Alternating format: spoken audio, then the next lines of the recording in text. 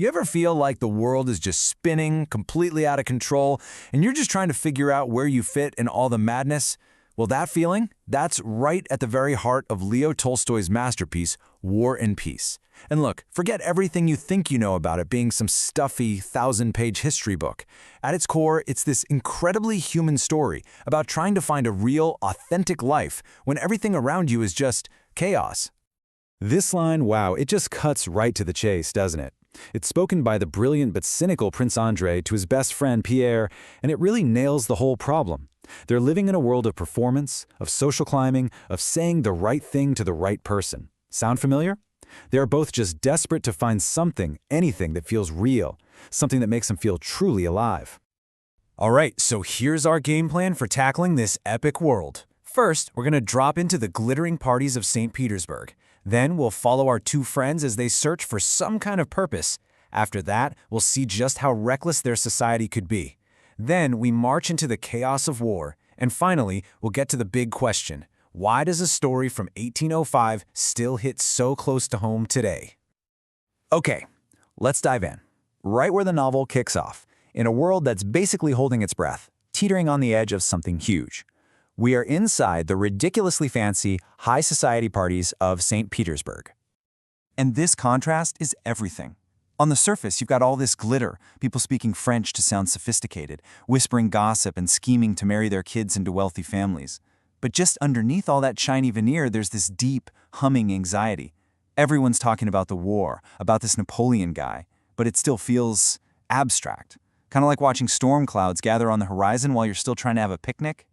So out of this stuffy, superficial world, we meet our two main guides. They're best friends, but they're about to go on completely different journeys to try and find some meaning in their lives. So let's meet them.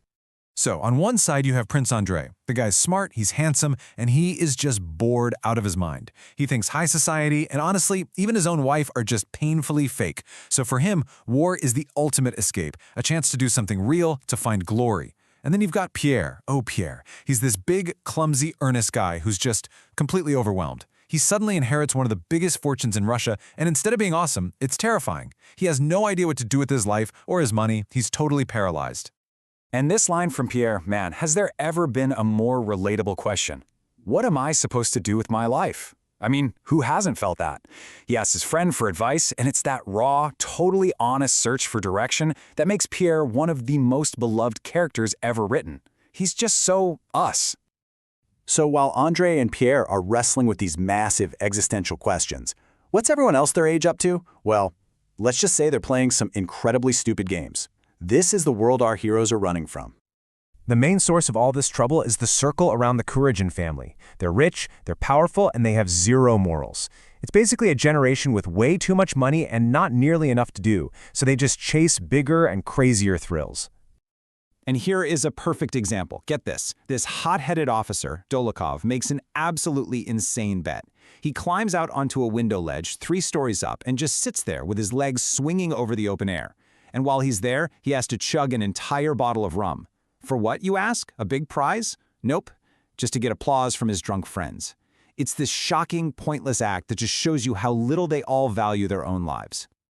Okay, the games are over. That distant threat of Napoleon is about to become a very brutal reality. The glittering ballrooms get swapped for muddy, bloody battlefields. The drums of war are finally getting loud. And the war starts with just one disaster after another. The French army is fast, they're smart, and they're running circles around the Allied forces. They even managed to trick the Austrians into giving up a super important bridge without even a fight. Then the real bombshell drops. An entire Austrian army has just surrendered. The whole thing. All of a sudden, war isn't a political discussion anymore. It's a terrifying, chaotic, and very real retreat. But here's the thing. Nobody's fighting for the same reason. For Prince Andrei, it's a search for capital M meaning. For young Nikolai Rostov, it's this romantic, heroic adventure. For Dolokhov, the guy on the windowsill, it's a way to get his rank back after a scandal. And for the ambitious Boris Trubetsky, it's basically a networking event. For this generation, war isn't just a threat. It's also an opportunity. So this brings us to the big one. Why, after more than 150 years, do we still talk about this colossal book about Russian nobles fighting Napoleon? Well, because when you strip away all the history, it's really a story about us. War and Peace has lasted because it just gets the human condition.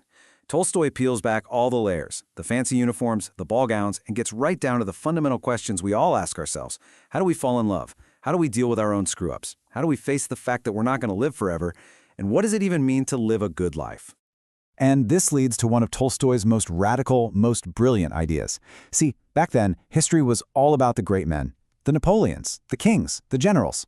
Tolstoy shows up and basically says, nope, you've got it all wrong. He argues that the tide of history isn't changed by one famous guy on a horse.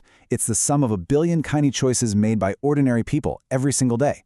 Soldiers, mothers, farmers, everyone. It's a profound thought that gives real importance to every single life, not just the ones that end up in history books. And in the end, the book leaves us with this question, the one that's hidden right there in the title. And it doesn't give us some easy, simple answer. Instead, it shows us characters like Andrei and Pierre just trying. They stumble, they fall, they make terrible mistakes, and they get back up again.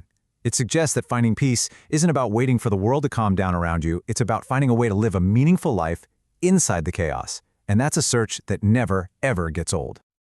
Subscribe to the Timeless Tales podcast. Your stories, your time.